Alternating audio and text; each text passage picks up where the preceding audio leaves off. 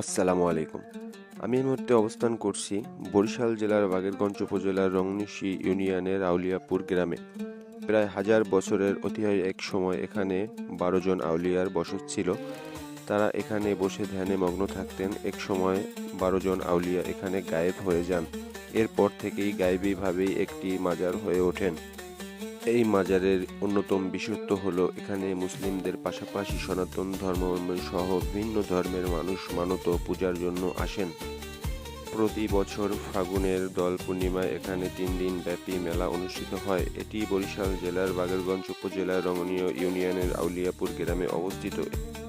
12 আউলিয়াদের দরবারটি ছিল মূলত আউলিয়াদের ধ্যানের জায়গা। স্থানীয় জমিদারের সঙ্গে দূরত্ব সৃষ্টি হলে সুড়ঙ্গ পথে নিরুদ্দেশ হন আউলিয়ারা। ভক্তরা মাজারের উত্তর পাশে সেই সুড়ঙ্গ পথে দুধ ঢেলে দিত, যা কাছের একটি পুকুরে গিয়ে জমা হতো।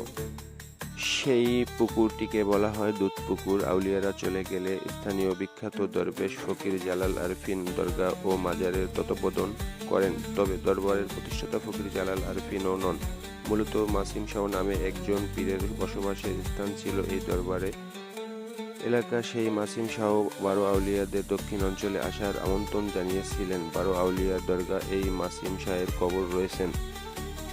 পাকুর গাছের আবৃত মাজারের প্রবেশের হাতের ডান দিকেই চোখে পড়বে একটি লম্বা আকৃতির কালো পাথর। পাথরের গায়ে তাজা সিঁদুর, সরিষার তেল। এই পাথরটি নিয়ে সঠিক কোনো ইতিহাস পাওয়া যায় না।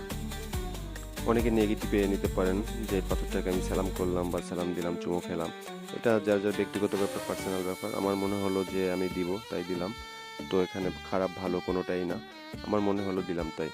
তো যাই হোক, ভালো থাকবেন সবাই, সুস্থ থাকবেন, সবার দোয়া করবেন আমার জন্য। তো কথার মাঝে কোনো ভুল ত্রুটি হয়ে থাকলে ক্ষমা দৃষ্টিতে দেখবেন।